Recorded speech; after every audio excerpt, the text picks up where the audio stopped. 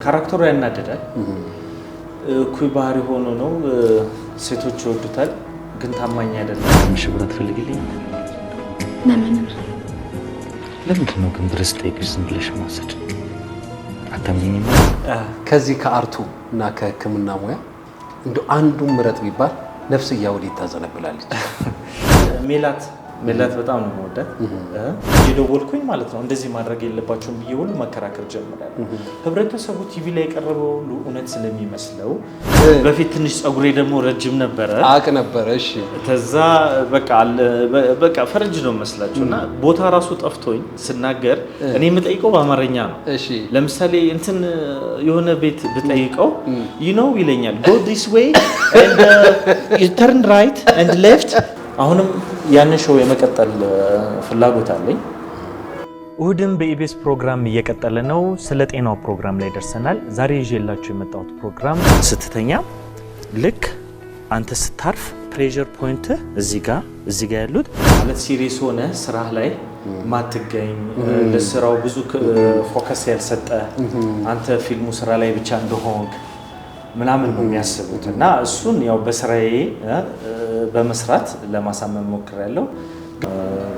በደንብ ሪሄርስ አስደርጎኝ ምን ብሎ ድሩን ስለሰጠኝ ጥልሽ በጣም አመሰግናለሁ በልልኝ ያው ጓደኛ ስለሆነ ይድረሰው በቀጥታ ከሙያ ጋር የተያያዘ ለህብረተሰቡ የምታስተላልፈው መልእክት ምንድነው እሱ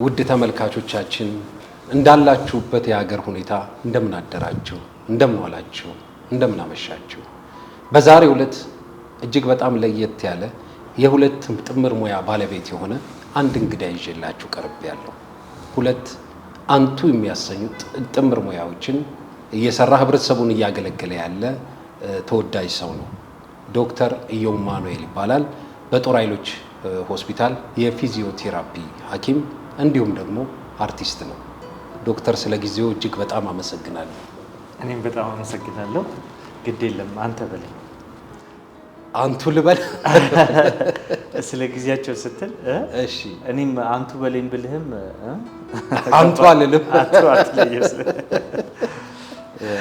ዶክተር እሺ ስለፈቀድክልኝ እጅግ በጣም አመሰግናለሁ እንደው ለጨዋታችን መግቢያ ዶክተር ኢዮብ የተወለደ የታደገ የተማረ እስቲ ከዛን ጀምር እንግዲህ የተወለድኩት የሚገርምህ ጅቡቲ ነው ኦኬ አባቴ ፈረንሳዊ ነው እናቴ ኢትዮጵያዊ ነች ጅቡቲ ነው የተወለድኩት ግን በልጅነቴ ወደ ድሬዳዋ ነው የመጣሁት ያደግኩት ድሬዳዋ ነው ያው የድሬዳዋ ልጅ ነኝ ብል ድሬዳዋ ነው ያደግኩት ማለት ነው ያው እስከ 12ኛ ክፍል ድሬዳዋ ነው የተማርኩት ነው ከዛ በኋላ ወደ ጎንደር ዩኒቨርሲቲ ገብቼ የመጀመሪያ ዲግሪን በፊዚዮቴራፒ ጎንደር ዩኒቨርሲቲ ጨረስኩኝ ከዛ ወደ አዲስ አበባ መጣው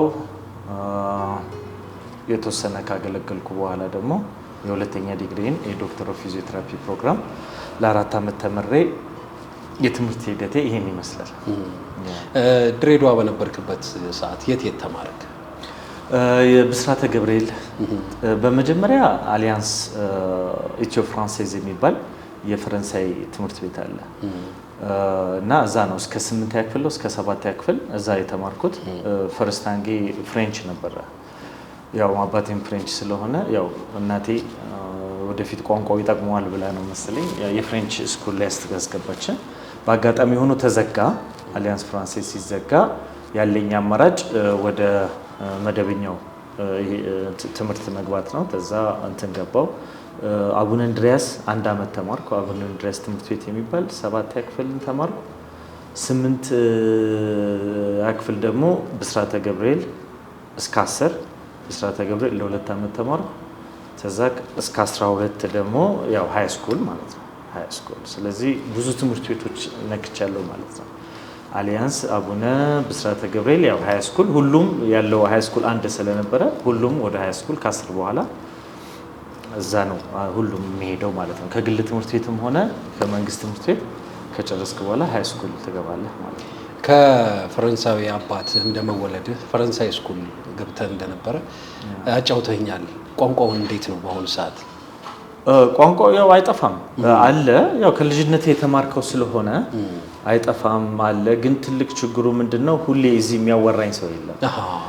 በፍሬንች በእንግሊዘኛ ወይ አማርኛ ነው ብዙ ጊዜ ምግባባው። ስለዚህ ምንድነው ሁሌ ደግሞ ካላወራኸው አፍህ መኮላተፍ ይኖራል። ግን ከፍሬንች ማውራት ከጀመርኩኝ አሁን የሚያወራ ሰው ካገኘው የተወሰነ ያዳግተኝና ከዛ ይመጣል፣ ሁሉ ነገር ይመጣል። እሰማለሁ፣ በደንብ አነባለሁ፣ እናገራለሁ። ስለዚህ ያው ጥሩ ነው። እንግዲህ ያው በትምህርት ገፍተህ አሁን በሕክምና ሙያ ላይ እያገለገልክ ነው።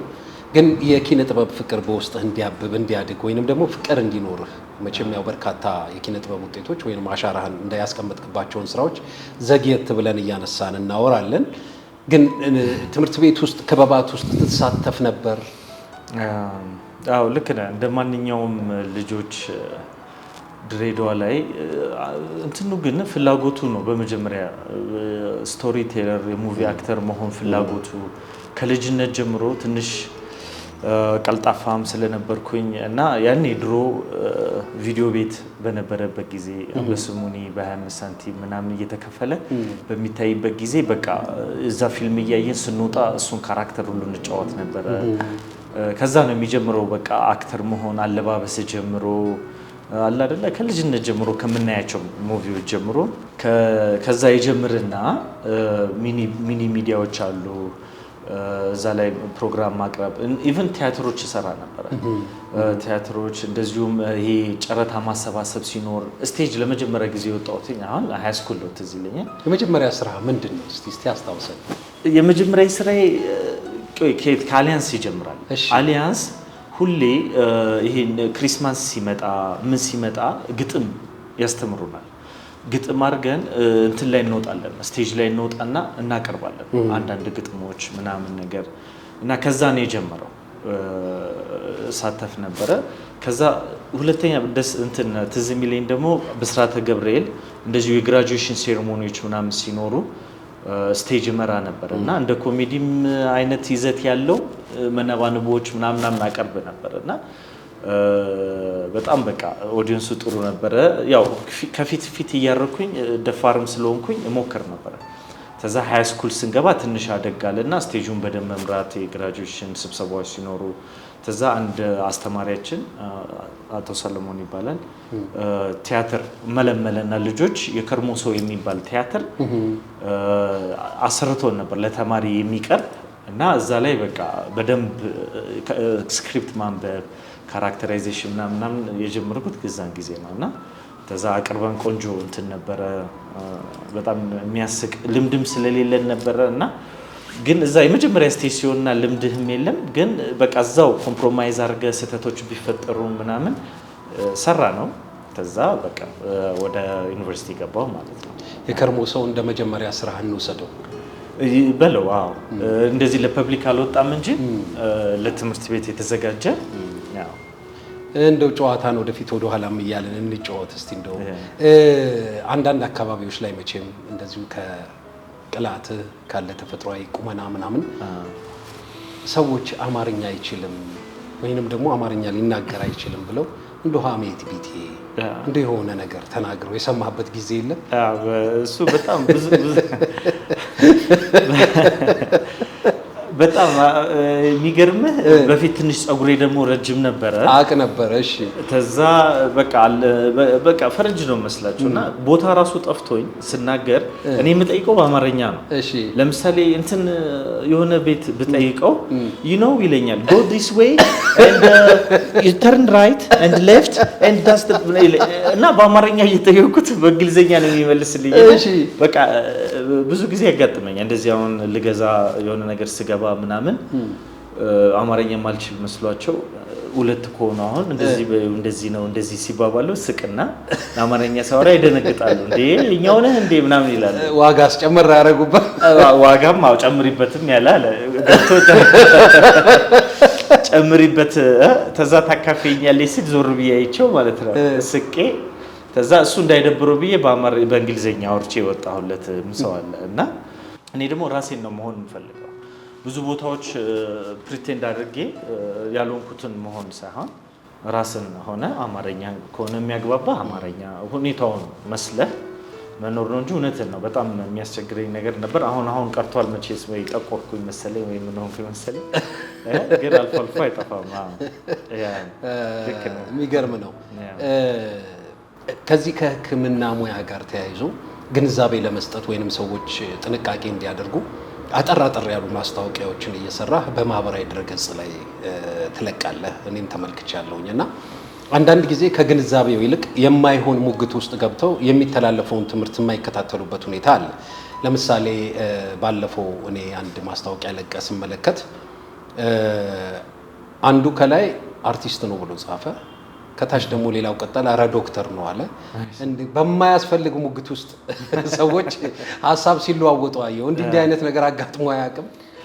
አዎ እንዴ ማለት ስራ ላይ ስትሆን በጣም ሰው ገና ሲያየኝ በጣም ይደናገራል። እንደዚህ ሲለወጡ እኔ ይገባኛል። አንዳንድ ጊዜ የሚያውቁኝ የሆነ ቦታ በአካል የሚያውቁኝ ነው የሚመስላቸው እና ቃልና ምናምን ይሉኛል በመጀመሪያ።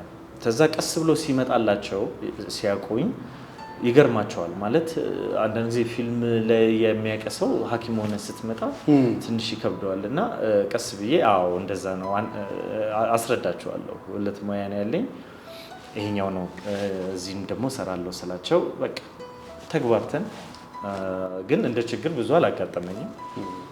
ስራዬንም በትክክል አፌክት አላደረገውም። ቀረጻ ላይ ምናምን ይሁን ካይመስላቸው እንዳልሆነ ነግራቸውና አስረዳቸዋለሁ። በደንብ ይረዳሉ። ያው ወዲያው ወደ ሕክምናው እንመጣለንና ብዙ ባያዝራው ሁለቱም የየራሳቸው ጊዜ ይፈልጋሉ። በተለይ የኪነ ጥበብ ሙያ ላይ ስክሪፕት ማጥናት አለ፣ መለማመድ አለ፣ የቀረጻ ጊዜ አለ፣ ለቤተሰብ ጊዜ አለመስጠት አለ። እንዴት ነው አንተ አመቻችታቸው የምትሄደው? እንትን ፕሮፐር ታይም ማኔጅመንት ወይንም ጊዜ አጠቃቀም ይወስነዋል። በደንብ ጊዜህን ከተጠቀምክ ሁለት ሙያውን ማስኬድ ትችላለህ። ከባድ ነው፣ ልክ ነህ፣ ከባድ ነው። ግን ብዙ ጊዜ የማደርገው ምንድነው የዓመት ረፍቶችን በመውጣት ቅዳሜና እሁድን በመጠቀም ከዳይሬክተሮች ጋር በመነጋገር አለ አይደለ ማታውንም በመጠቀም ያለኝን ክፍተቶች በመጠቀም ያው ጊዜ ሰጥተህ በደንብ ከሰራኸው ይሆናል። ግን ሁለቱም ደግሞ ለየቅል የሚፈልጉ እንትኖች ናቸው። አርቱ በደንብ ተሰጥተህ ለሱ ሆነ በደንብ ኢቭን አዋዋልህ ራሱ ከአርቲስት ሰዎች ጋር ከዳይሬክተሮች ጋር አካባቢው ላይ ሆነ ለኢንፎርሜሽን ሳትርቅ እና በደንብ መሰጠትን ይፈልጋል እንጂ ሌላ ሙያ ይዘህ እዚህ ገባ ወጣ ስትል ያው ብዙ ያልገፋውበት በዚህ ሙያ ለዚህ ይመስለኛል። ይሄ ፕሮፌሽን ደግሞ በጣም በቃ ሰው ማዳን ነው፣ መተዳደሪያህ ነው፣ የገቢ ምንጭህ ነው። ያው ታውቃለህ የፊልሙ ነገር ሁሌ ቋሚ አይደለም፣ ክፍያውም ትንሽ ነው። ያው ዛሬ ተቸግረህ ትሰራለህ ለነገ ትባላለህ ገባህ ብዙ ጊዜና ቋሚና አስተማማኝ ገቢ ስላልሆነ ዋናው ሙያዬን ይዤ ቤተሰብ የምታስተዳድርበት ነው፣ ራስ የምትተዳደርበት ነው። ይሄኛውን ደግሞ ባለ ጊዜ አጣበህ ነው የምሰራውና እስካሁን ድረስ አልከበደኝም። ሁለቱም ላይ ግን ያስቸገረኝ ጊዜ ነበረ። ግን ያው አንዱን ትንሽ በደል እያደረክ አንዱን እያደረክ ትሰራለህ ማለት ነው። ለፕሮዳክሽን ማናጀሮች ያስቸገርክበት ጊዜ የለም? በሱ የለም። ብዙ ጊዜ በጣም ተረታው ለካ አንተ እዚሁ አለ የትም መሄድ አልተቻለም። አንተም ባለካ ቲያትር ላይ ማኔጅ ያው መጣው አንዴ ምናምን ደርሻለሁ እያል ያንን ሰራ አድርጋ እየሮጥክ ደግሞ ወደዚህ ትመጣለህ ማለት ነው። ልክ ነህ። እንደው ምን ያህል ቲያትሮች፣ የመድረክ ስራዎች እና ፊልሞች ወይንም ተከታታይ የቴሌቪዥን ድራማዎች ምን ያህል ሰራ?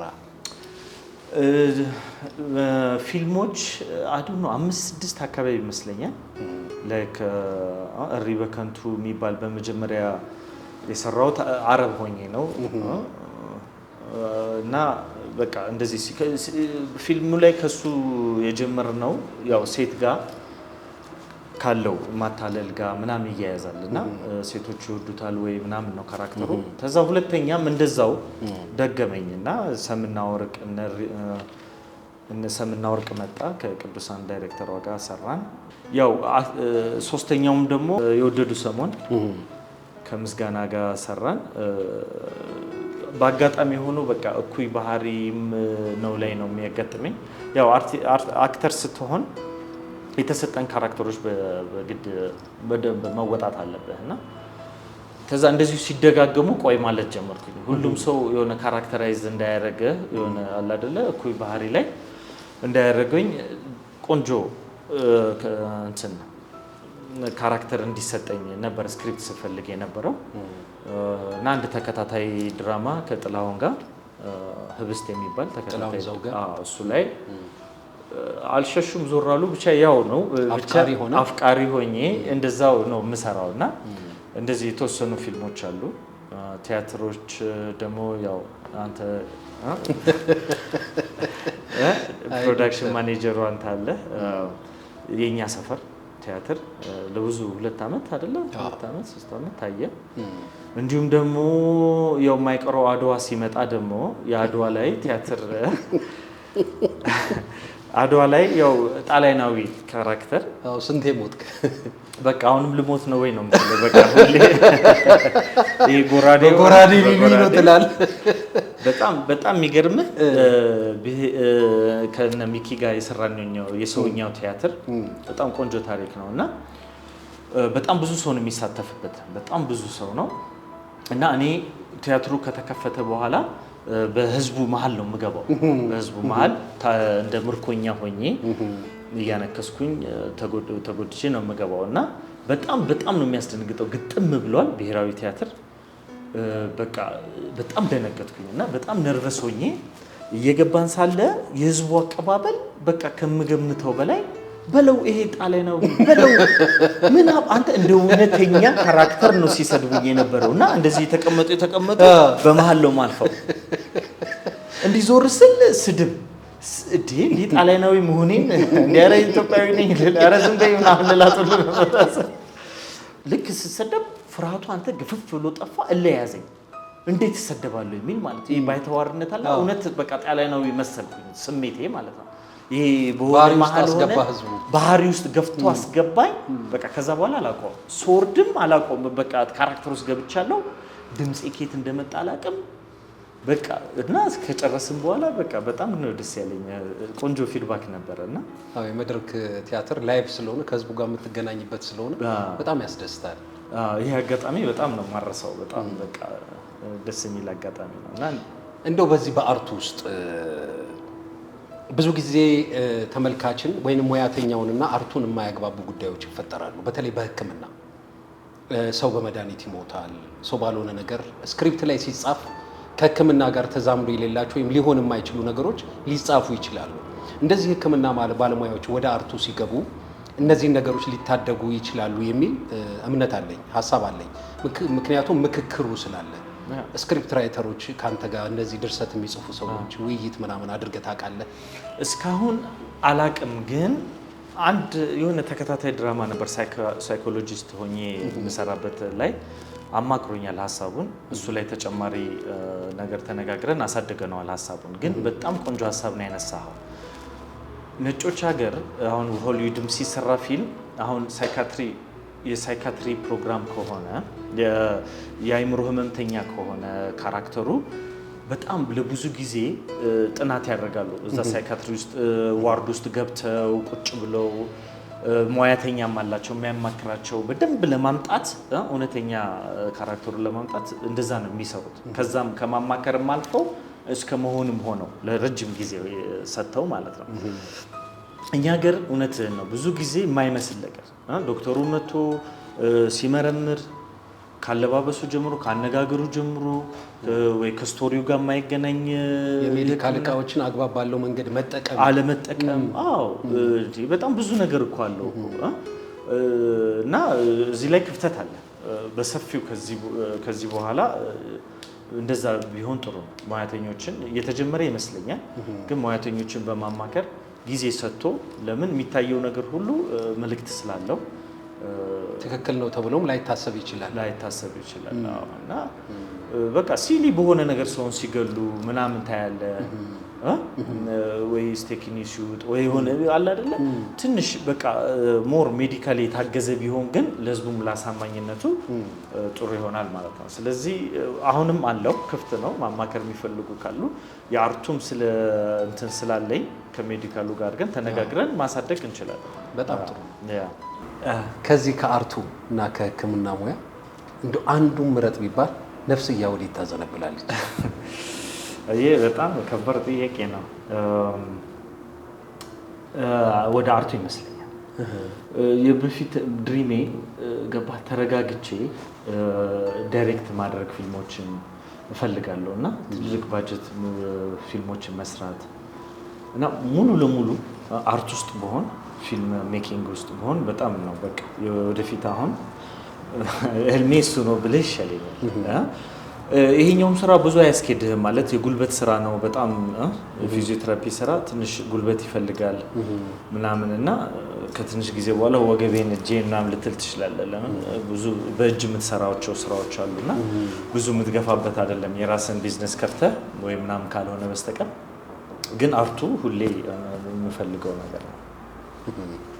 ሙሉ ለሙሉ ስቶሪ ቴሊንግ ሙቪ ሜኪንግ ላይ በሆን ነው ህልሜ። አልሆነም ግን የግድ እስቲ ወደፊት የምመለስበት ይመስለኛል ሙሉ ለሙሉ ማለት ነው። አብሬ ብሰራው ወይንም ደግሞ ወደፊት ለመስራት ሀሳብ አለኝ የምትለው አክተር ተዋናይ ማን ነው? አይ ሁሉም ጎበዞች ናቸው እንዳታጣላኝ። ግን ያው አለ አይደለ ከሴቶች ሜላት በጣም ነው የምወዳት። ከሜላት ጋር ብሰራ ደስ ይለኛል። ከወንዶች ግሩም ኤርሚያስ ጋር ብሰራ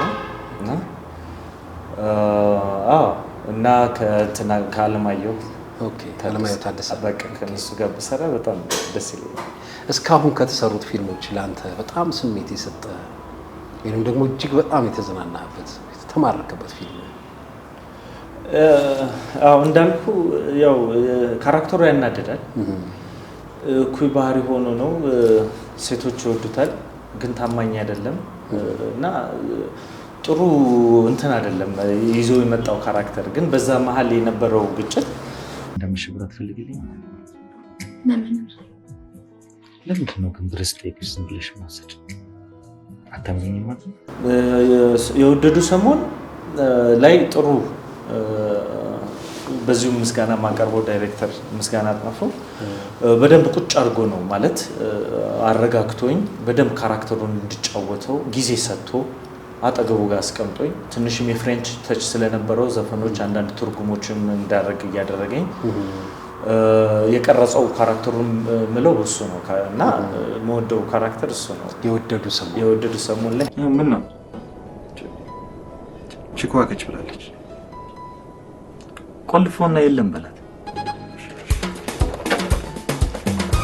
እንደው እዚህ አሁን አርቱ ላይ ሄደ ተሳትፈ የመድረክ ስራ አለ፣ የቴሌቪዥን ተከታታይ ድራማ አለ፣ ፊልም አለ። እንደዚህ ተሳትፈ የሙያ ባልደረቦች ወይ አለቆች ምን ይላሉ? እሱ ላይ ያው ልክ ከላይ ሆስፒታል ሲኢኦ ጀምሮ ሁሉም ያያሉ ቤታቸው ሆነውና በቃ አንዳንድ ጊዜ ትንሽ እንትን ያመጣብሃል ማለት ሲሪየስ ሆነ ስራህ ላይ ማትገኝ ለስራው ብዙ ፎከስ ያልሰጠ አንተ ፊልሙ ስራ ላይ ብቻ እንደሆንክ ምናምን ነው የሚያስቡት እና እሱን ያው በስራዬ በመስራት ለማሳመን ሞክሬያለሁ። ግን እንዴት ነው ይሉኛል፣ ለረጠፋ ቶሎና እንጂ ምናምን ይሉኛል። አይ ቆይ ረፍቶ ስጄ ነው ምናምን እላቸዋለሁ።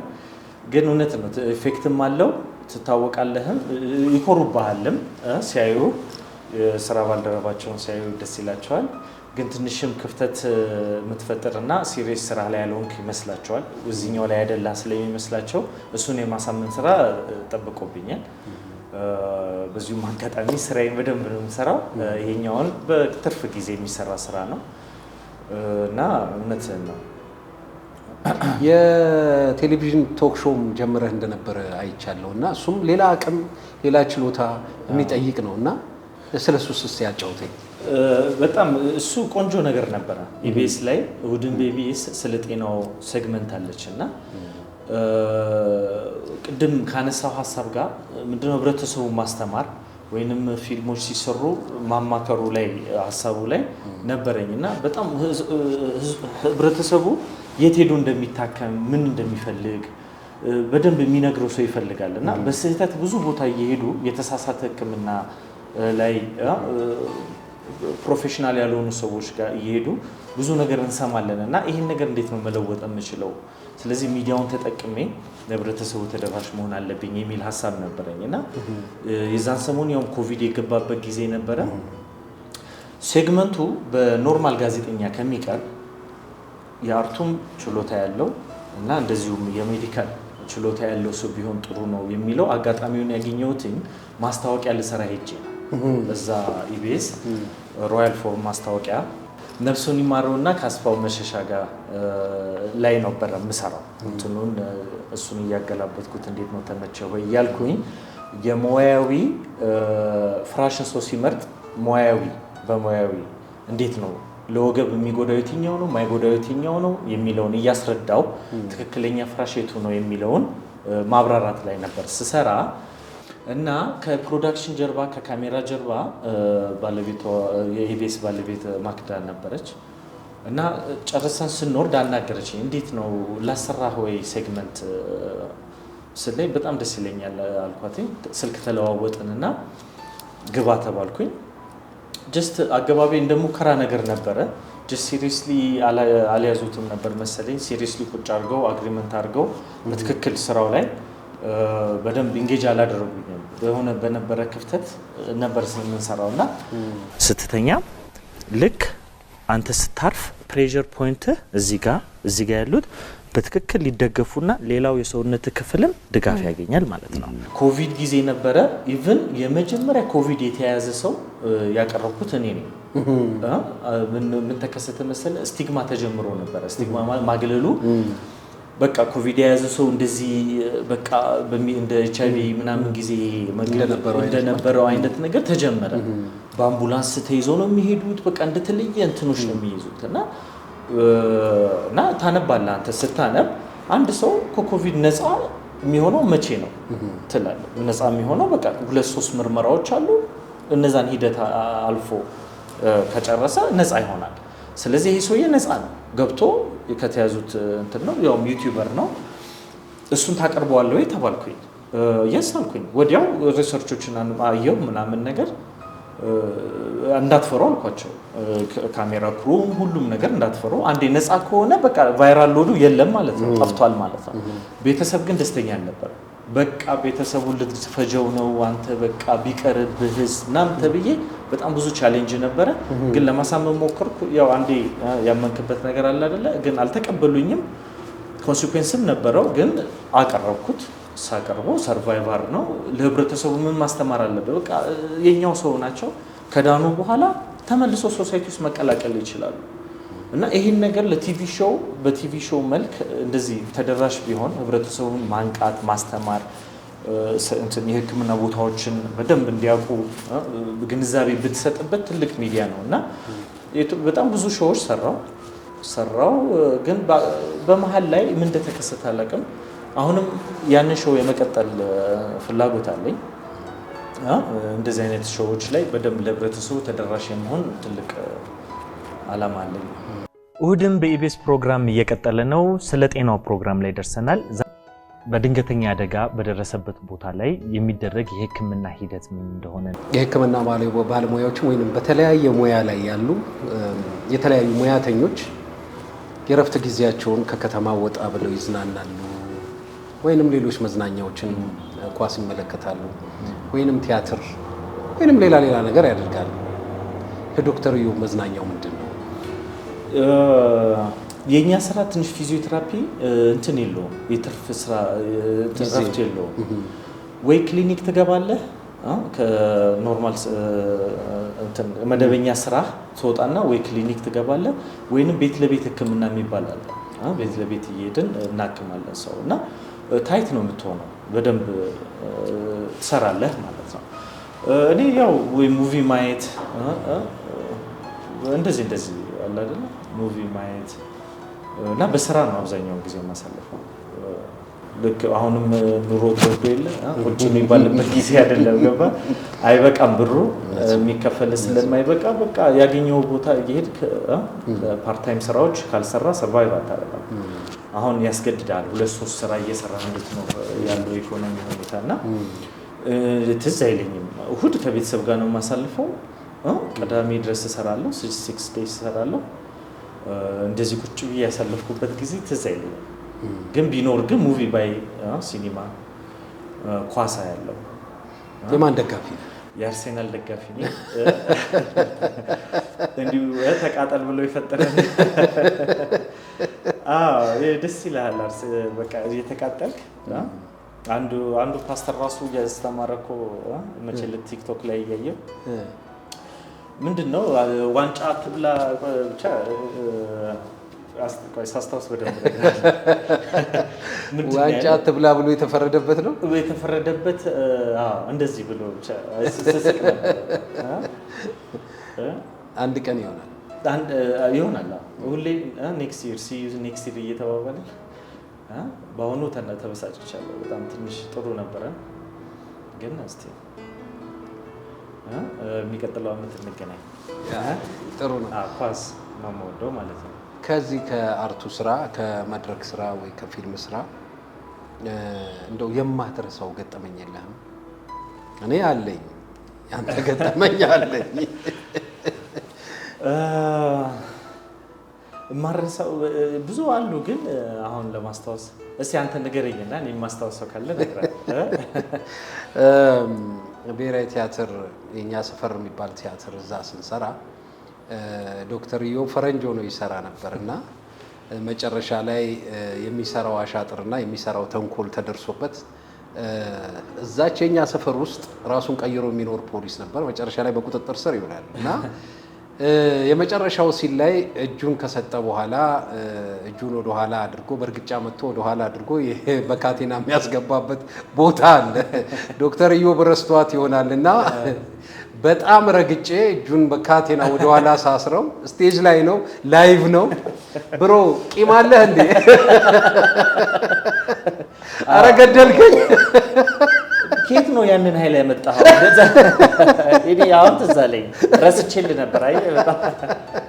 አይ ካራክተር ውስጥ ገብቶ ነው ብዬ ይቅርታ አደረኩልህ እንጂ የሆነ ቂም ያለብህ ነው ሁሉ ነው የምትመስለው። እውነትህን ነው። ሁሉ ካራክተሮቼ ላይ ያው ስሞት ሲኛስ ስትደበደብ በቃ አሁን ልሞት ነው ይትላል። እሱ አይረሳኝም። ሌላው ደግሞ ባክስቴጅ ላይ በጣም የማይረሳ በጣም ሰፊ የሆነ ገጠመኝ ነው ያለንና ጊዜ የሚሰጥህ አይደለም። ተዋናዩ የሚገለገልበትም ወይንም ለስራው የሚያስፈልገው ቁሳቁስ ባክስቴጅ በስነ ስርዓት ተቀምጦ ነው ያለው እና የአንዱን ዕቃ አንዱ አይነካም እና መጨረሻ ላይ ሽጉጥ ይዛ የምትገባ ተዋናይ ያለች ቤት ዮሐንስ እና ስትወጣ ሽጉጡ የለም። ምን ሆነ እስቲ አንተ ንገረኝ። እኔ ጋር ተገኘ መጨረሻ። አንተም ለነገሩ አላሰብከውም። ከስራ ስትወጣ ስሜታዊ ሆነ ነው የወጣኸው። እንዴት እንዳነሳኸውም አላወኩም። በኋላ ነው ሽጉጡ ተፈልጎ እንድትገባ የተደረገው። ከዛ እንዴት ገባሽ? ሽጉጡ ተፈለገ።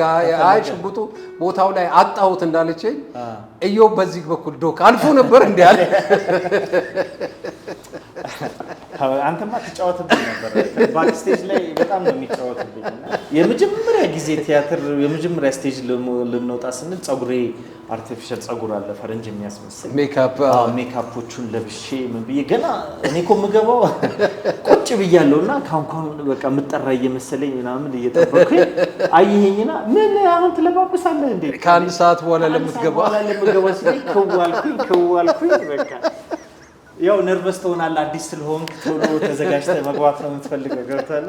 ከዛ በኋላ 2-3 በኋላ ለመድኩት።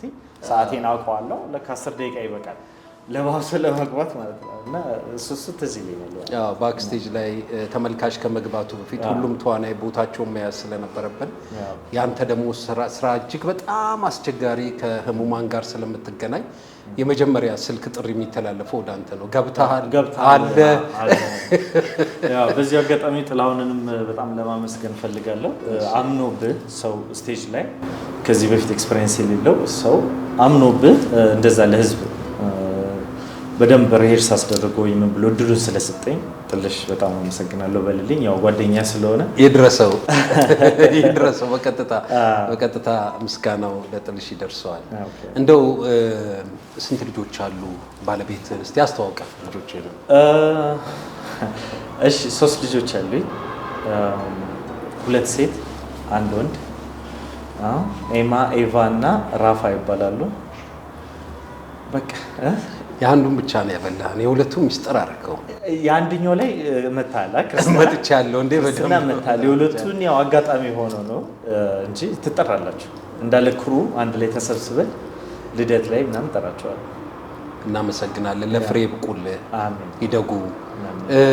እንደው ከማጠቃለል በፊት በዚህ በሕክምና ሙያ አንተ ፊዚዮቴራፒስት ሎክ እንደው ህብረተሰቡ ማድረግ ያለበት ጥንቃቄ ብዙ ጊዜ እንዲህ አይነት ነገር ይሰማኛል እያለ በቸልታ የጊዜ ክፍተቶች ይፈጠራሉ። በአካል ላይ የሚፈጠሩ ራሱን የቻሉ በርካታ ችግሮች አሉና ከሙያ ጋር የተያያዘ ለህብረተሰቡ የምታስተላልፈው መልእክት ምንድን ነው? እሱ እውነት ነው። አንደኛ እንትን ነው ራሳችሁን አክቲቭ አድርጉ። አክቲቭ መሆን ማለት መንቀሳቀስ። በጣም ከተቀመጥን በጣም እንትን ካልን የሰውነታችን አቅም በጣም እየቀነሰ ነው የሚመጣው እና አስተውለ ከሆነ ትልልቅ እናቶች ታክሲ ላይ ሲወጡ በጣም ያዙኝ ብለው ድጋፍ ይፈልጋሉ። ካለ ጊዜያቸው በደንብ ቶሎ የመድከም ነገር ይመጣል። አሁን ነጮች ሀገር ይኸውልህ ከ65 ነው የሚጀምረው ኦልድ ኤጅ ማለት ነው። ከ65 እስከ 75 ኦልድ ነው የሚባሉት። ያንግ ኦልድ ማለት ወጣቱ ኦልድ ነው የሚሉት። ከ75 እስከ 85 ኦልድ ይሏቸዋል። ከ85 በኋላ ደግሞ ኦልድ ነው የሚሏቸው።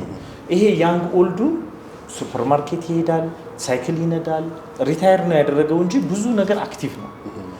ከ75 በኋላ ትንሽ አክቲቪቲዎቹ ይቀንሳሉ።